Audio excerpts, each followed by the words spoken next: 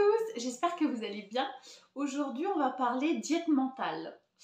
Si vous êtes nouveau, nouvelle par ici, bienvenue, je m'appelle Célia, je suis coach en manifestation consciente, amour de soi et exploration intérieure. Alors, qu'est-ce que c'est que la diète mentale? C'est un terme qui nous vient de notre cher Neville Goddard, qui d'autre? Et en fait, c'est pour, comment dire, la diète mentale, c'est de ne penser qu'à des choses qui vont être alignées avec notre finalité. Donc, si par exemple, vous êtes en train de manifester un nouveau travail, de sélectionner et de faire attention à vos pensées pour qu'il n'y ait que les pensées qui soient alignées avec le fait que je suis tellement heureux d'avoir ce nouveau travail, je me sens tellement bien dans mon nouveau travail, etc. Ce soit que ces pensées-là que vous entreteniez. Alors, la diète mentale, c'est quelque chose, je trouve, d'important parce qu'en fait, on se rend compte, enfin, moi pour l'avoir pratiqué, que c'est difficile et c'est même épuisant en fait de surveiller comme ça constamment ses pensées. Et de dire, ah zut, là j'ai encore eu une pensée qui n'était pas alignée avec ma finalité. Donc il peut y avoir un côté un peu épuisant et un peu décourageant. Et il y a aussi l'idée qu'il faut surveiller toutes ses pensées. Alors qu'en fait, non, il n'y a pas besoin de surveiller toutes ses pensées, il n'y a pas besoin d'être parfait pour manifester. Je vous rappelle quand même qu'on manifeste depuis notre naissance et qu'on le faisait très bien avant de découvrir la manifestation consciente et parfois on avait des pensées caca et qu'on n'avait pas besoin d'avoir 100% de nos pensées impeccables pour manifester les belles choses qu'on a eues dans notre vie. Donc, ça peut déjà nous faire un peu relâcher la pression. Mais pourquoi c'est quand même intéressant, je trouve, cette histoire de diète mentale? C'est en fait un peu comme une diète, vous savez, comme un régime peut-être qu'on peut faire pour notre corps physique. C'est qu'est-ce qu'on va cultiver de manière majoritaire et qu'est-ce qu'on laisse vraiment rentrer dans notre système. Parce que des pensées, si on reprend l'exemple de vous manifester un nouveau travail, il peut y avoir les pensées, je ne sais pas si je vais réussir, je ne sais pas si j'en suis capable, mais ça va jamais marcher pour moi, ça va être difficile, etc. Ok, et bien juste d'observer, c'est la clé, hein. C'est l'observation de ce qui se passe à l'intérieur de soi. Déjà d'observer et vous dire, ok, voilà, il y avait ces pensées-là. Et bien en fait, je les laisse passer. En revanche, j'essaie de ne pas les nourrir. Et ce que j'appelle par nourrir ses pensées, c'est-à-dire vraiment les prendre personnellement et commencer à ruminer. Oui, c'est vrai que ça va être très difficile pour moi d'avoir un nouveau travail, je ne sais pas si j'en suis capable, et puis par le passé, j'ai jamais été capable de nanani. Ça, c'est les nourrir et les alimenter. Donc ça, on veut essayer de le faire le moins possible. Mais juste laisser passer la pensée de doute, ou voilà, les pensées négatives, on va dire, les laisser passer et essayer de ne pas entretenir ces pensées-là. Et après, ce qui est aussi très important dans le fait d'observer ces pensées, c'est qu'en fait, à mon sens, vous me direz si ça résonne pour vous, les pensées, c'est juste des trucs qui passent. C'est juste une sorte... Enfin, vous voyez, en soi, la pensée, c'est pas quelque chose de problématique. C'est si on y met de l'importance et ce qu'on va faire de cette pensée-là. Et en fait, quand on voit que au cours de la journée, on commence à avoir des pensées qui sont un peu négatives, qui sont un peu plombantes, qui ne sont pas vraiment alignées avec notre finalité. Donc là, avec le fait qu'on a changé de travail et qu'on est déjà hyper heureux d'être dans notre nouveau travail, à mon sens, ce qui est intéressant, c'est de se dire « Ah ok, je suis plus dans un état de conscience qui est bénéfique et qui est ouvert, où je peux recevoir comme ça les belles choses de la vie. Je suis un peu enfermée. » Je vais vous mettre le lien de ma vidéo sur les états de conscience parce que ça, c'est important.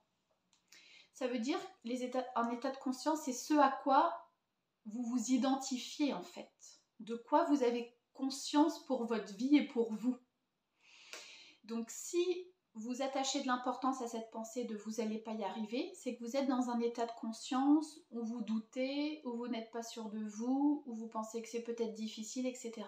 Et bien pour arriver à un état de conscience plus bénéfique, déjà respirez, remarquez que vous n'êtes pas la pensée « ça va être difficile pour moi », mais que vous êtes l'observateur de cette pensée-là. Déjà tout de suite ça amène de l'espace, parce que vous n'êtes plus qu'un avec la pensée caca, mais vous l'observez de loin, donc il y a une distance qui s'opère.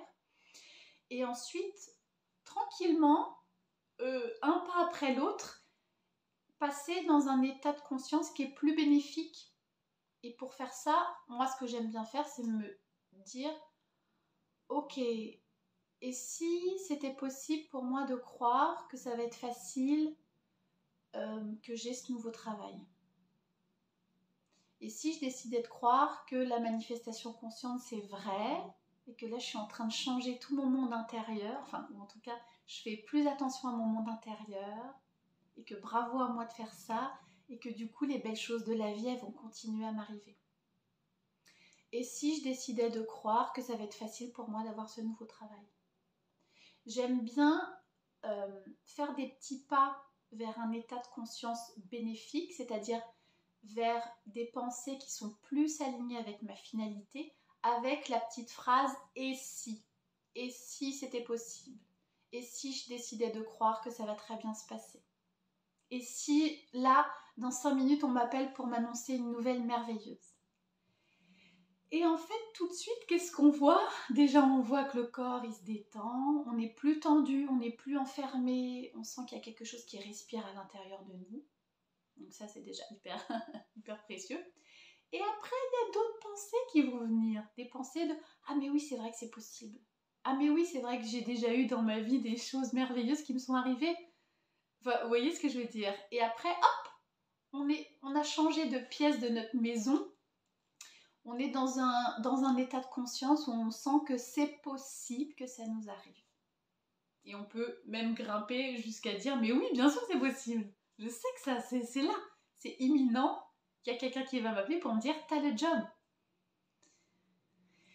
Est-ce que ça fait sens pour vous ? Donc, la diète mentale, oui. Mais comme tout dans la manifestation, ne pas en faire un job à part entière et partir en croisade contre ses pensées.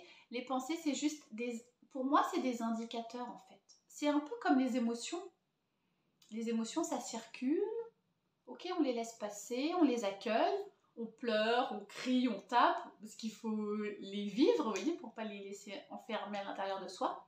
Mais ensuite, c'est nous qui décidons de où on veut aller, de comment est-ce qu'on veut se sentir avec nos émotions, et à quoi est-ce qu'on veut penser, quelles sont les pensées qui nous font du bien. Et essayer tranquillement de choisir des pensées qui nous font du bien, de manière majoritaire. Mais c'est un... Vous voyez, enfin, comment dire ?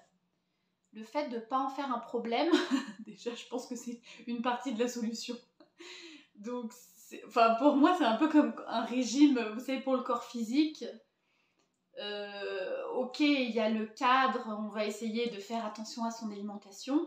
Si on craque pour une tartine de Nutella, ok, c'est pas grave. Vous voyez ce que je veux dire ? Le fait de mettre du poids sur « Ah, j'ai eu des pensées négatives » ou « Ah, j'ai mangé la tartine de chocolat », c'est ça qui plombe un peu. Ok, à instant après instant, c'est ça qui est merveilleux, c'est qu'on peut tout changer. On peut rechoisir des pensées qui vont nous faire davantage de bien, choisir des émotions où on se sent mieux et recréer en fait comme ça tout notre monde intérieur et toute notre vie. Donc ça c'est pas... Oui, je trouve ça sympa de se dire ça. Vous me direz en commentaire comment est-ce que ça... Voilà, comment ça résonne pour vous. N'hésitez pas à vous abonner si vous êtes nouveau et à liker la vidéo. Et n'oubliez pas jusqu'au 31 décembre, mon accompagnement de 3 mois, Amour, Joie et Basta est à moitié prix. Donc si vous sentez que vous avez besoin d'aide et d'être accompagné parce qu'il y a plein de choses qui se passent dans votre vie et que c'est un petit peu difficile de cheminer tout seul, et ben envoyez-moi un message et on en parle. C'est toujours un grand plaisir de vous rencontrer et d'échanger avec vous. Voilà, je vous embrasse et je vous dis à demain.